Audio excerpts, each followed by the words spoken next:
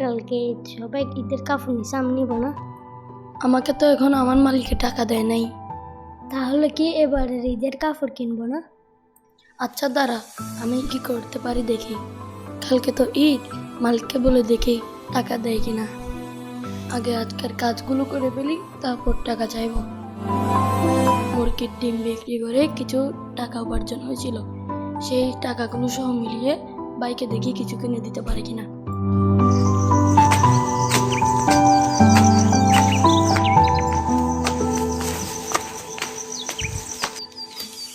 গরুগুলোকে খাবার দেওয়ার সময় হয়ে গিয়েছে, যাই গিয়ে খাবার দিয়ে আসি।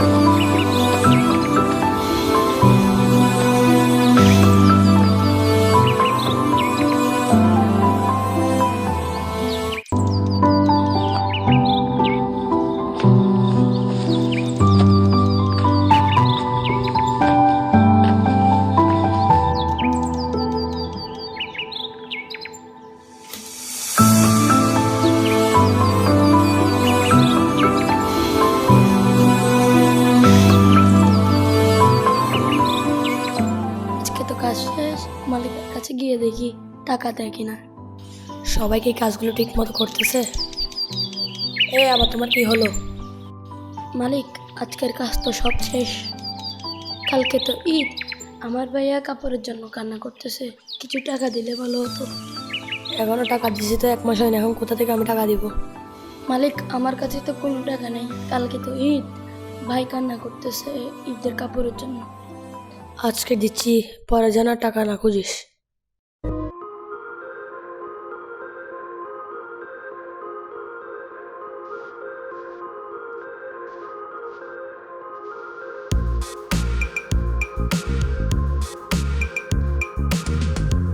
টাকাগুলো এদিকে কোথাও রেখে গরুগুলোকে খাবার দিয়ে এসে এখানে রাখলে ভালো হবে মনে হয় টাকা।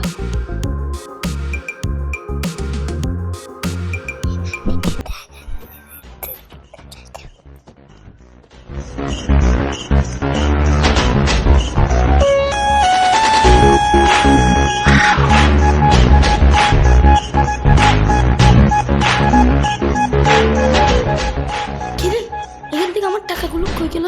আল্লাহ, ঈদ তো চলে আসছে, আমার ভাইকে তো কাপড় কিনে দিতে হবে। আল্লাহ, আমার তো সব শেষ। আল্লাহ আল্লাহ,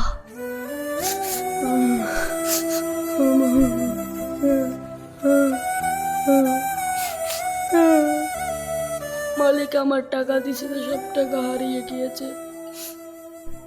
আমি এখন তোকে কাপড় কেমনে কিনে দিব? ভাইয়া আমার কাপড় লাগবে না। চন্দ্র তুই, সূর্য তুই, চোখে তুই আলো আমার, তুই ছাড়া দুনিয়ায় আন্ধার। মালিক, মালিক কে কিসে? মালিক, আমাকে আপনি যে টাকাগুলো দিয়েছেন সব টাকা হারিয়ে গিয়েছে, এখন কি করব? তোর হারিয়ে গেলে আমি কি করবো? যা।